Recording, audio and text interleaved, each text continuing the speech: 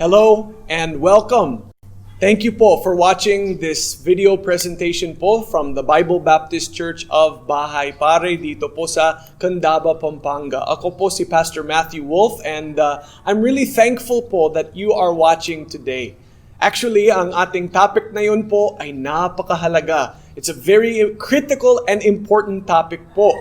Kasi po iniisip po ng maraming tao actually na kung ginagawa po nila ang mga bagay na ito at hindi nila ginagawa ng mga bagay na yun, then maliligtas po sila. Or at least, they will somehow prove whether they are isang tunay na mananampalataya o hindi.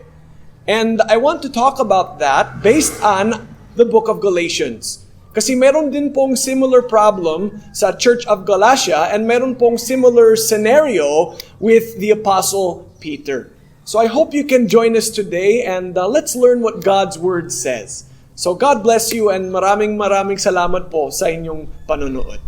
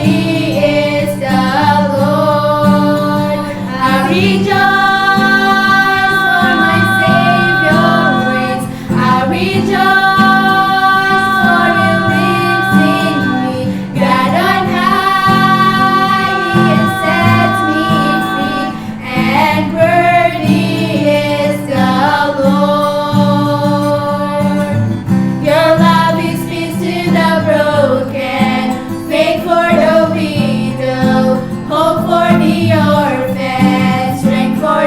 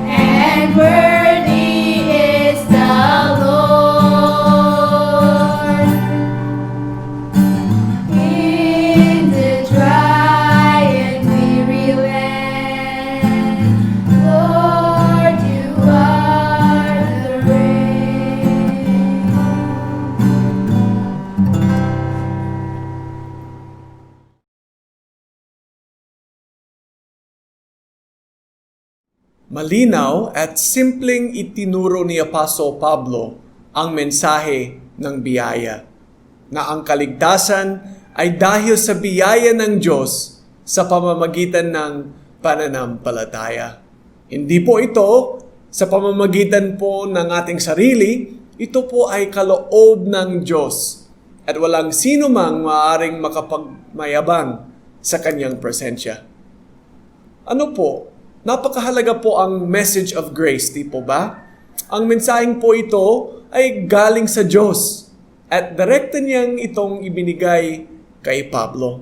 Yun po ang sinabi sa atin ni Pablo sa Galatians chapter 1. Oo, may mga hindi sumasang-ayon ang mensaheng ito, ngunit ipinakita po ni Pablo sa atin sa Galatians chapter 2 na ito po ay pinatunayan na sa Jerusalem Council. Pinagtibay din ng mga apostle na ang ipinapangaral ni Pablo ay totoo. Ang kaligtasan ay dahil sa biyaya sa pamamagitan ng pananampalataya.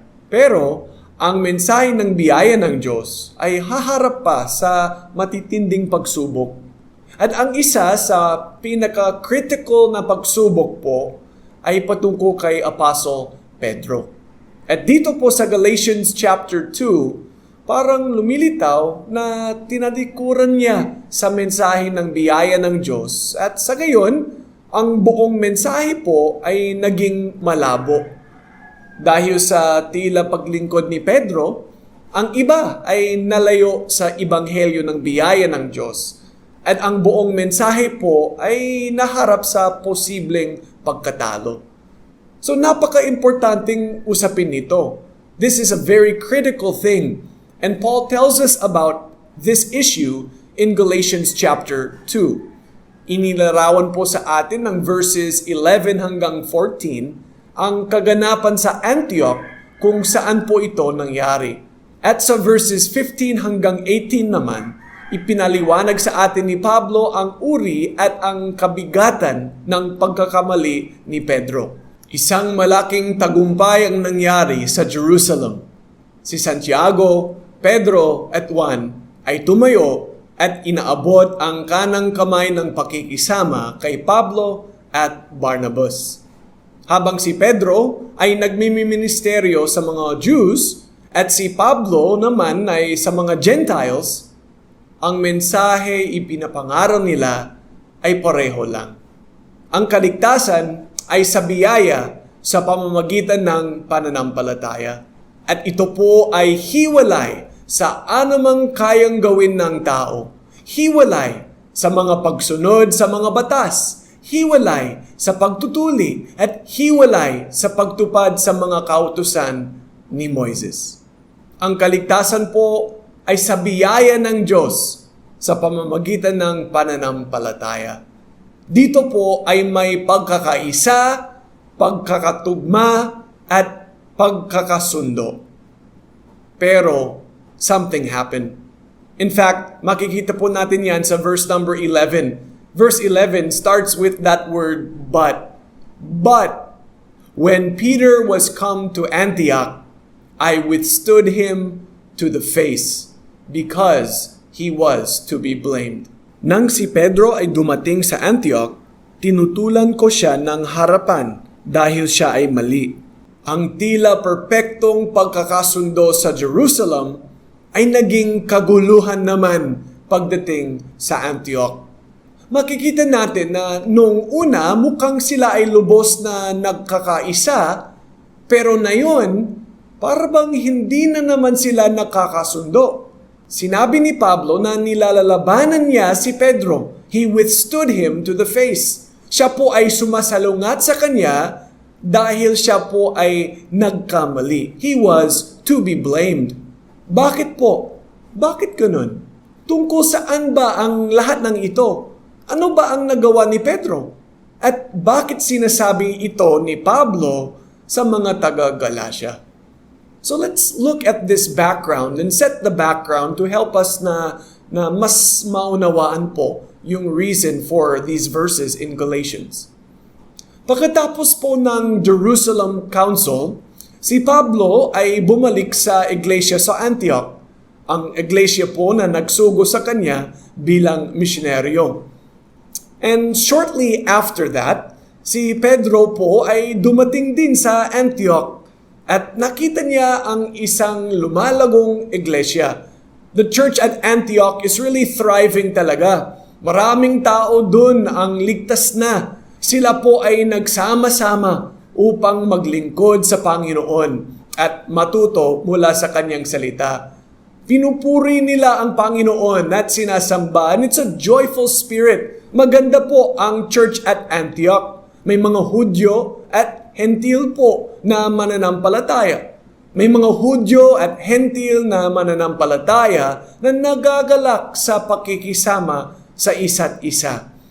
And in addition to this, in the early church, may tinatawag na love feast. Ang love feast na ito ay isang panahon kung saan sila nagtitipon at sama-samang kumain.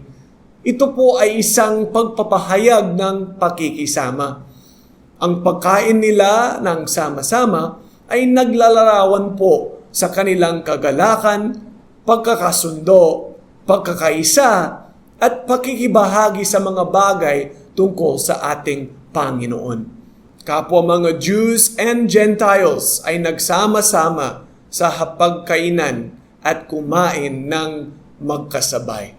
So dumating po si Pedro sa Antioch at nakita niya na ang bawat isa ay masaya. Umuupo siya at nakisalo sa kanilang kumain. Siya rin po ay umawit, tumawa, nagpatotoo, nananalangin, at nagalak sa pakikisama sa mga mananampalatayang ito sa Antioch. Siya po ay nakikiisa sa kanila. Siya po ay isang Hudyo at karamihan naman sa kanila ay mga Gentiles. Ngunit sinirap na po ng Panginoon Diyos ang harang na nasa pagitan nila. Ito po ay isang enjoyable fellowship talaga. Ang saya-saya naman ito. Pero may nangyari. Ano po yan? Well, we read about it dun po sa verse number 12. Ito ay sapagkat nang hindi pa dumarating ang ilang lalaking galing kay Santiago, siya ay kumakaing kasalo ng mga Gentile. Ngunit nang sila ay dumating, lumayo siya at humiwalay dahil sa takot siya sa mga nasa pagtutuli.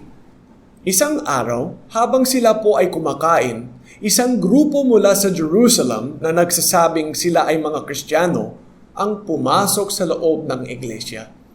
Hindi tayo nakakatiyak, ngunit maaring ang grupong ito ay mga Judaizer. Maaring sila rin po ang grupo na nabasa natin sa verse 4 na nanggulo sa kapulungan sa Jerusalem. Marahil, hindi pa rin sila kumbinsido na ang nagawang decision dun ay tama. Maaring ipinadala sila sa Antioch ni Santiago, ang pastor ng iglesia sa Jerusalem, upang makita nila ang pagbabago sa mga Gentiles na nakakakilala na kay Kristo bilang kanilang tagapagligtas. At ang pagbabago nila ay nangyari ng hiwalay sa pagtutuli o sa iba pang kautusan ni Moises. Maaring ito po ang sinabi ni Santiago sa kanila, sige na, pumunta kayo dun, see for yourselves. At gayon nga ang kanilang ginawa. Samantala, sa sumunod na pagtitipon-tipon, si Pedro ay hindi na umupo kasama ng mga Gentiles. Nakisama lang siya sa mga Hudyo at nagsimulang ihiwalay ang kanyang sarili mula sa mga mananampalatayang Gentiles. Bakit po? Bakit ganun ang ginawa ni Pedro? Bakit siya kumilos na parang kailangan niyang panatilihin ang pagkakaiba? Did he really believe na ang kaligtasan ay sa pamamagitan ng mga gawa? No, of course he did not. Of course he did not believe that. Pakinggan po ang sinabi ni Pedro sa Acts chapter 15 verse 11. There sa Jerusalem Council, even before all this occurred. Listen to his words. Sinabi niya, subalit sa pamamagitan ng biyaya ng Panginoon Hesukristo, tayo ay naniniwala na maliligtas tayo. Gaya rin naman nila. Hindi mahalaga kung Jew or Gentile. Tayo po ay naligtas sa parehong pamamaraan sa pamamagitan po ng biyaya ng Diyos. At ang kahulugan po ng biyaya ay libreng regalo mula sa Diyos. Hindi po tayo karapat-dapat dito. Pero ito po ay ibinibigay ng Diyos sa atin nang walang bayad. Alam naman po ni Pedro na hindi maaapektuhan ang kanyang kaligtasan kung makikisama siyang kumain sa mga mananampalatayang Gentiles. So, bakit nga ba siya inihiwalay ang kanyang sarili? Bakit ganun? Why did he separate himself? Why did he move away from these Gentile believers and go over by the Jewish believers? Well, makikita po natin ang sagot sa verse 12. Sabi po doon na he did this fearing them which were of the circumcision. Dahil natatakot siya sa grupo na naniniwala sa pagtutuli. Ang main problem ni Pedro po ay ang kanyang pagkatakot sa mga Hudyo at ang kanyang pagnanais sa kanilang approval kaysa sa approval galing sa Diyos. It reminds me of what Proverbs tells us in chapter 29 verse 25 na the fear of man bringeth a snare, but whoso putteth his trust in the Lord shall be safe. Ang legalism ay palaging nagtatanim ng takot at guilt dahil ginagawa nito na ang pagtanggap sa atin ng Diyos ay depende sa ating mga ginawa, sa halip na sa perpektong ginawa lang ni Kristo para sa atin bilang ating kapalit.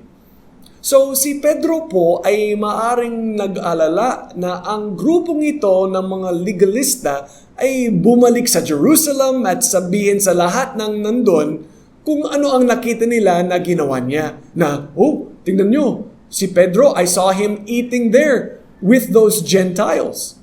I mean, imagine the situation Peter would be in. Si Pedro po ay ang apostle para sa mga tuli, para sa mga Jews, di po ba? Marahil ay natakot siya na ang ministry niya would be affected.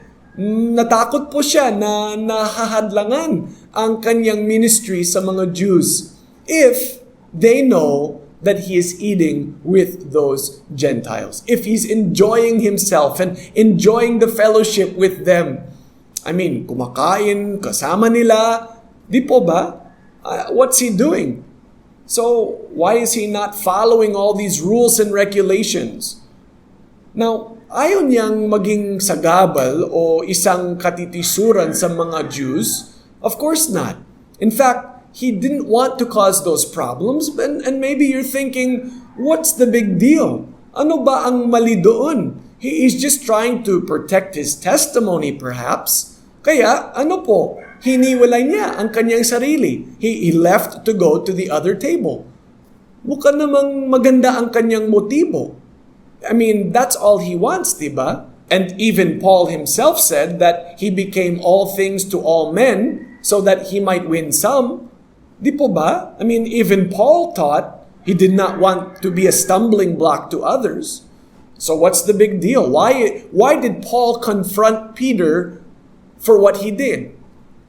So, pakinggan po natin kung ano ang sinabi ni Pablo tungkol sa ikinilos po ni Pedro upang makita natin kung ano nga ba talaga ang kanyang pagkakamali.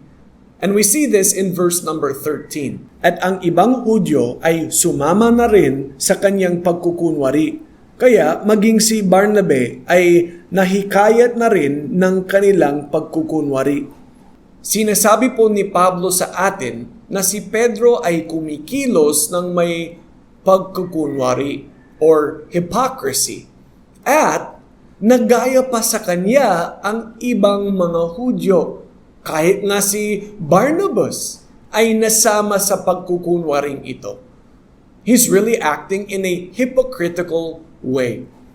At bilang paalala sa atin na yun, ano man ang ating ginagawa ay nakikita ng iba at naaapektuhan nito ang buhay nila. So, tunay na naaapektuhan natin ang buhay ng iba sa pamamagitan po ng ating mga pag-uugali, mga ginagawa at sinasabi. Kaya't kailangan nating maging maingat at huwag kumilos ng may pagkukunwari upang hindi maligaw ng landas ng mga tao sa paligid natin. Paul rebukes Peter for his hypocrisy. And we read more about this sa verse number 14. Subalit, nakita kong hindi sila lumalakad ng matuwid ayon sa katotohanan ng Ebanghelyo. Dahil dito, sinabi ko kay Pedro sa harap ng lahat, ikaw na isang Hudyo ay namumuhay ng tulad ng mga Hentil at hindi tulad ng mga Hudyo. Bakit mo pinipilit ang mga Hentil na mamuhay tulad ng mga Hudyo?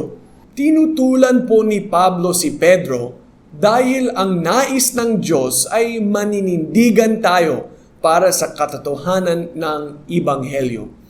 Maraming mga tao ang negatibong maapektuhan kung hahayaan lang si Pablo ang pagkakamali at pagkukunwari ni Pedro. So, ano nga ba talaga ang problema? What's really at the heart of the issue here? Well, si Pedro at ang lahat ng sumunod sa kanya ay hindi ipinamumuhay ang kanilang pinaniniwalaan. They're really not living according to the liberty that they believed. They're not walking in the freedom that they said that they had. Sinabi ni Pablo na hindi sila lumalakad ng matuwid ayon sa katotohanan ng Ebanghelyo. They're not walking uprightly according to the truth of the gospel. Si Pedro ay pagbabago-bago. He just wasn't being consistent. He was being a hypocrite. At ang kanyang mga ginawa ay tunay na pagkukunwari. Dahil sa ikinikilos ni Pedro, parang pinipilit na din niya ang mga mananampalatayang Gentiles na gawin ang mga customs and follow those rules and regulations na kung saan siya rin mismo ay pinalaya na. Nararanasan na niya ang kalayaang ito. Ngunit tumanggi siya na mararanasan din ng mga kapatid na Gentiles ang kalayaan yon from the gospel, the freedom that the gospel gives. Hindi naman masama ang ginawa ni Pedro na pakikihalubilo sa mga Gentile believers. Kung mayroong mali doon, hindi na sana niya ito ginawa. Ngunit na yun, parang sinasabi ni Pedro na kailangan ng mga Gentiles na mamuhay gaya ng mga Hudyo. Siya po ay pagbabago-bago. He's becoming a inconsistent hypocrite. Dahil sa kanyang ikinikilos, tinuturing ni Pedro na parang second-class believers lang ang mga Gentiles. At dahil humiwalay siya sa kanila, pinipilit niya ang mga Gentiles na mamuhay kagaya ng sa mga Hudyo at inilalagay sila sa ilalim ng kautusan. Nais ng Diyos na may pagkakaisa sa iglesia. Nais niya na mga Jews at Gentile believers ay makisama sa bawat isa. Nais niya na magtulong sila sa mga gawain na ibinigay niya sa kanila. Nais niya na magbigyan sila at kumain ng sama-sama. Ngunit, hindi nila ito magagawa kung kailangan sumunod ng mga Jews sa kautusan. Dahil nangangahulugan ito na para magkaisa sila, ay kailangan ding sumunod ng mga Gentiles sa kautusan. Na-realize man ito ni Pedro o hindi, pinipilit niya ang mga mananampalatayang Gentiles na sumunod sa mga kautusan ni Moises gaya ng mga Hudyo. Pero ang katuruang ito ay ang bagay na hinhatulan na sa Jerusalem Council. This legalism was defeated there at the council in Jerusalem. Hindi kailangan ng mga Gentile believers na sumunod sa mga kautusan ni Moises. Those Gentile believers were not compelled to be circumcised. Pero, eto si Pedro, ipinapahiwatig na kailangan nilang gawin yun upang magkaroon ng pagkakasundo at pakikisama sa iglesia. This type of legalism always leads to this inconsistency, this pagkukunwari. Na-realize man niya ito o hindi, itinatakwil na ni Pedro ang ebanghelyo ng biyaya ng Diyos. At sinasabi po ni Pablo ang lahat ng ito sa mga taga-Galacia dahil katulad din ito ng nangyayari sa kanila. Sinabi ni Pablo sa kanila in Galatians chapter 5 verse 1, tayo ay pinalaya ni Kristo, magpakatatag kayo sa kalayaang ito at huwag na ninyong hayaang ang sino man na dalhin kayong muli sa pamatok ng pagkaalipin. Alam ni Pedro na siya ay malaya na, pero nagsimula siyang mamuhay ulit na parang isang bilanggo. So, in these verses, we kind of get the background story. We kind of understand more about the problem there. Now, tignan natin po ang verses 15 through 18. At dito po ay ipinapaliwanag ni Pablo ang uri at kabigatan po ng pagkakamali ni Pedro. Really, what it leads to. And the seriousness talaga sa error na ito. Kami ay likas na mga Hudyo at hindi kami mga makasalanang hentil. Alam natin na ang isang tao ay hindi pinapaging matuwid sa pamamagitan ng gawa ng kautusan, kundi sa pamamagitan ng pananampalataya kay Kristo Jesus. Tayo rin ay sumampalataya kay Kristo Jesus upang tayo ay mapaging matuwid sa pamamagitan ng pananampalataya kay Kristo at hindi sa pamamagitan ng pagsasagawa ng kautusan. Kaya nga, walang sino mang mapapaging matuwid sa pamamagitan ng pagsasagawa ng kautusan. Si Pedro at si Pablo ay mga mananampalatayang Hudyo. They are part of God's chosen people, the Jews. Ngunit, pareho nilang alam na walang sino man ang maaaring makakakuha ng pabor ng Diyos at maliligtas sa pamamagitan ng pagsunod sa kautusan. Kapwa ang mga Jews at Gentiles ay parehong makasalanan at kailangan maipahayag ng matuwid sa harap ng Diyos. Ang mga Hudyo na naniniwala kay Jesucristo ay naihipahayag na matuwid sa pamamagitan ng pananampalataya kay Kristo at hindi sa pamamagitan ng pagsunod sa mga kautusan. Ganito rin sa mga Gentiles. Sila po ay pinahayag na matuwid sa pamamagitan ng pananampalataya kay Kristo at hindi sa pamamagitan ng pagsunod sa mga kautusan. In fact, walang anumang kautusan o batas na makapagdadala sa iyo sa langit. Our salvation is not dependent on our obedience to God's law. Ang kaligtasan po ay hindi sa pamamagitan ng pagsunod sa mga kautusan. Ito po ay sa pamamagitan ng pananampalataya kay Jesu Kristo.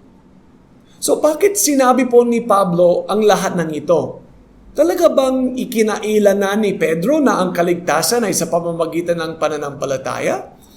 Ang ginawa lang naman niya ay iniwan ang mga hentil at lumapit ng lamesa at kumain kasama ng mga Jews. Hindi naman yun ganoon kasama, di ba? I mean, that's all he did. Just went from one group to the other. He was eating with the Gentiles, enjoying their time, and then this group came from Jerusalem and he got up and he joined the other table. So, bakit ganito kahaba ang katuruan na ibinibigay ni Pablo tungkol sa tunay na kahulugan ng kaligtasan? Ano po ang kaugnayan nito? Sinalungat ni Pablo si Pedro dahil kung maaari na siyang mamuhay ng malaya mula sa kautusan, bakit pa siya pumanig sa mga nagtuturo na upang tunay na lumago at maligtas, kailangan mamuhay ng mga hentil kagaya ng mga Hudyo sa ilalim ng kautusan? So, by implication and through his actions, dahil po sa kanyang mga ikinilos, tunay ngang ikinaila ni Pedro na ang kaligtasan ay sa biyaya sa pamamagitan ng pananampalataya. even though he does not believe that, but by what he is doing, he is implying that wrong teaching. Dahil sa kanyang mga ikinikilos, ipinapahiwatig ni Pedro na bilang isang mananampalataya ay kailangan niyang mamuhay sa pamamagitan ng kautusan. At kaya, dinadala rin niya ang mga Gentiles sa ilalim ng pagkabilanggo sa kautusan. So think about what Peter is doing by his actions. Hindi siya maaaring makisama sa mga Gentiles dahil hindi niya kayang to break or to disobey ang dietary laws na ibinigay sa lumang tipan. Kailangan niyang sundin ang kautusan upang mas maging mabuti siyang mananampalataya. Mas magiging spiritual siya. Higit na magiging mataas siya kaysa sa mga makasalanang Gentiles. Because, why? Sinunod niya ang mga kautusan ni Moises at sila ay hindi. So kung sinasabi ni Pedro na mas spiritual siya dahil sinunod niya ang kautusan, sa gayon, what is he implying? Ipinapahiwatig niya na ang isang tao ay maliligtas in the same way sa pamamagitan po ng pagsunod sa kautusan. That's the logical conclusion. That's why Paul mentions this even about the gospel and God's grace dito po sa chapter 2. Pero how does this work? Paano po yun nangyari? Papaanong ang kanyang mga kilos ay nagpapahiwatig na ang tao ay naligtas sa pamamagitan ng pagsunod sa kautusan? Why is this hypocrisy, his actions, demonstrating a false doctrine, a false teaching that was condemned at the Jerusalem Council? Well, think through it with me for a moment. Minsan, meron din tayong mga rules, lists, regulations, yung mga things na hindi natin ginagawa. Di po ba? Hindi natin ginagawa yun. Hindi natin ginagawa ang ganito. At iniisip natin na mas spiritual tayo dahil hindi natin ginagawa ang ilang mga bagay. And we make our lists and we check off our list what we do and what we don't do. At minsan, hindi natin alam kung bakit hindi natin ginagawa ang mga bagay na ito. Pero hindi natin ginagawa ang mga ito dahil lang may nagsabi na, well, don't do that. Kasi hindi ginagawa ng mga tunay na mga mananampalataya ang mga bagay na yun. And often we hear that expression. A true Christian, a real Christian, wouldn't do that thing. If you're really saved, you won't do this. Or if you're really saved, you will do that. Pero isipan po ang mga salitang yun, yung mga phrases na yan, na hindi ginagawa ng mga tunay na mananampalataya ang mga bagay na yun. And that gets stuck into our mind, di po ba? Yung mga totoong Kristiyano, tunay na mananampalataya. And so, ano po? May listahan tayo na kailangan natin sundin. At kadalasan, ang listahang ito ay naglalaman ng mga bagay na hindi naman malinaw na matatagpuan sa Biblia.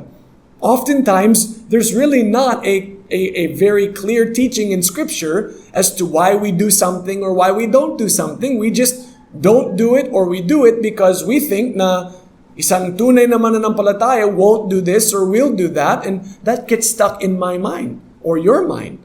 It gets stuck in people's mind because many people are thinking that and saying that. Sa katunayan po, ang kautusan po in the case of Peter there in Antioch, ang kautusan po ay hindi nagbabawal to join eating with a Gentile. Hindi naman matatagpuan yun po sa Old Testament. Ito po ay gawa lang ng tao. And oftentimes, that was often made, di ba? Yung mga laws of men, but they are being taught as if na para bang ito po ay salita ng Diyos. Pero think about it some more with me. Pag-isipan niyo po, ano po ang logical and obvious na conclusion for this idea, this teaching, this thinking na, well, a true Christian doesn't do this, and isang tunay na mananampalataya, he will do this. Well, the obvious logical conclusion ay ganito. Kung hindi yun ginagawa ng mga tunay na mga mananampalataya, at ginawa mo yun, sa gayon, hindi ka talagang mananampalataya? Do you see what the problem is? Let's take an example. Yung example na naninigarilyo po. Now, personally po, I believe that it's a very dangerous habit.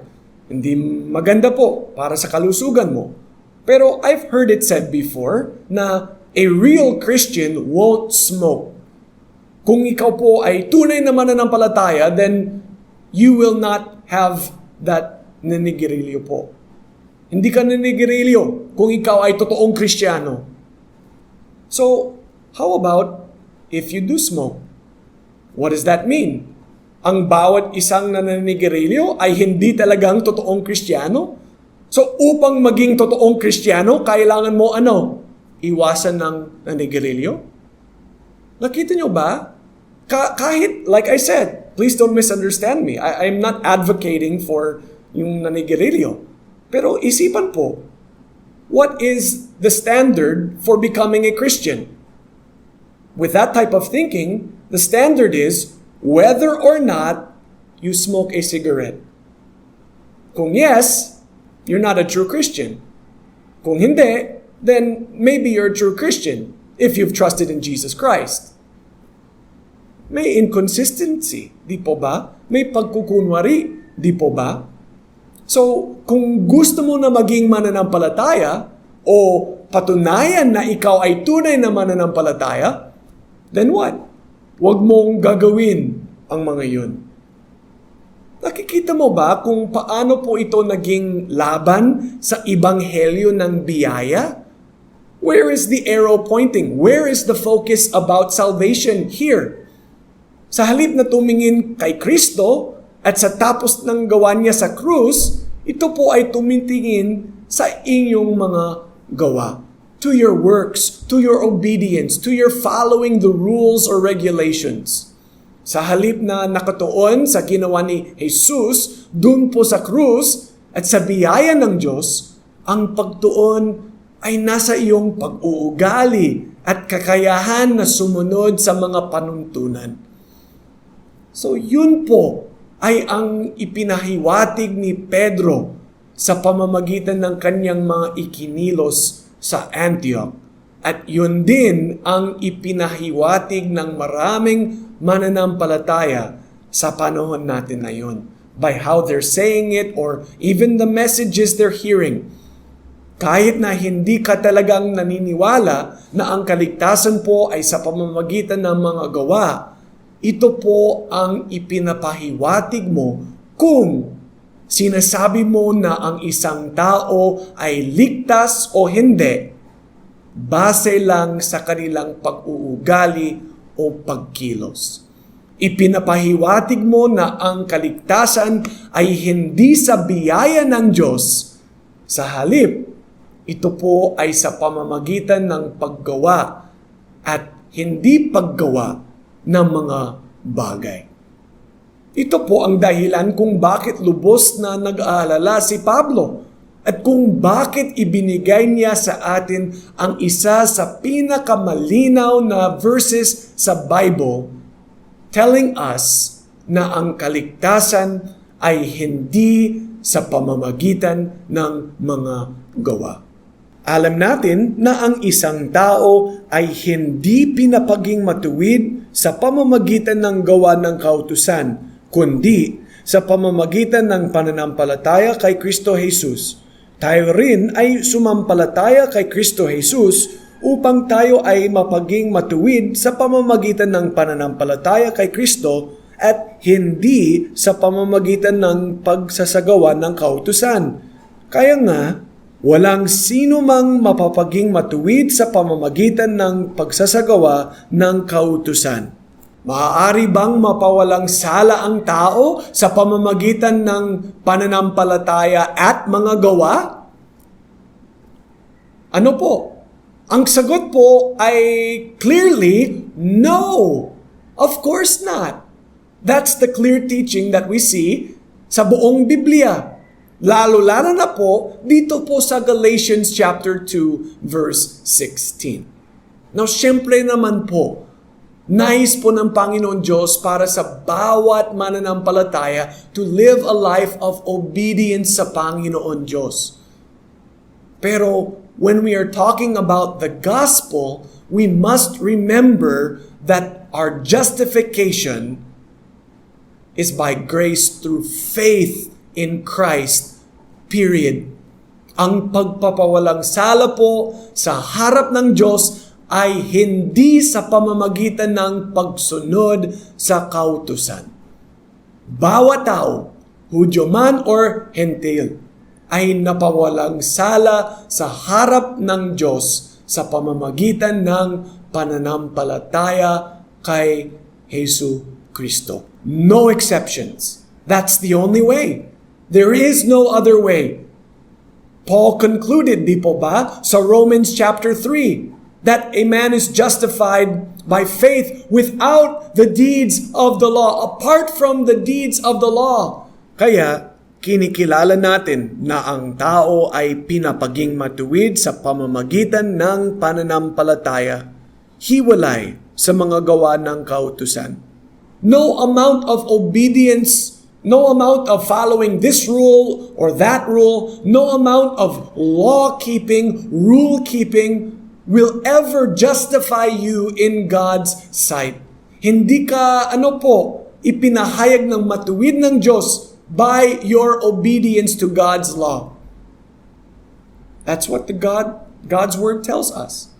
The Bible tells us, dahil ang kaligtasan po ay sa pamamagitan ng biyaya ng Diyos. Through what? Faith. Faith.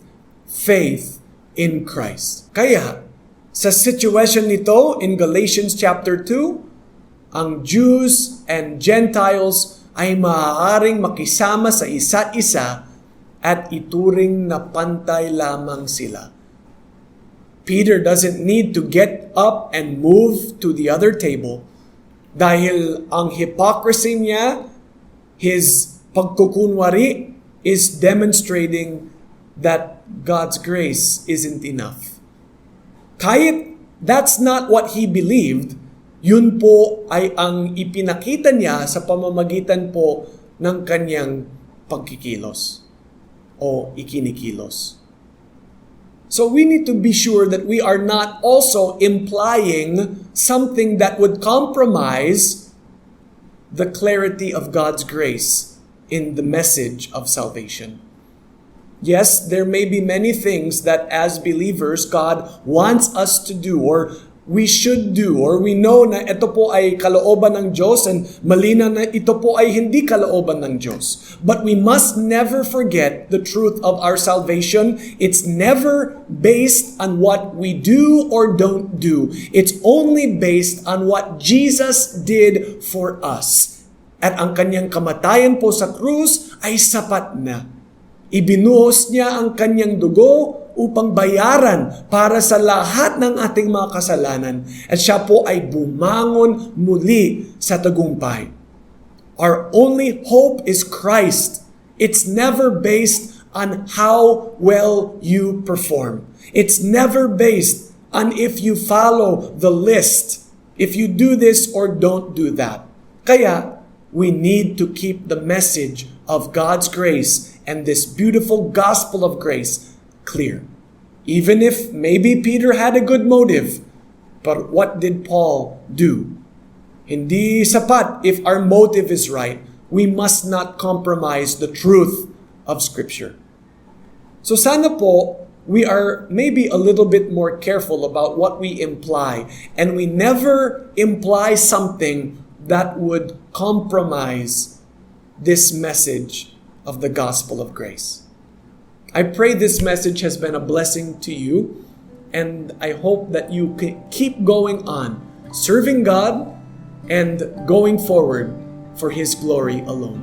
May God bless you, and I hope you have a wonderful day.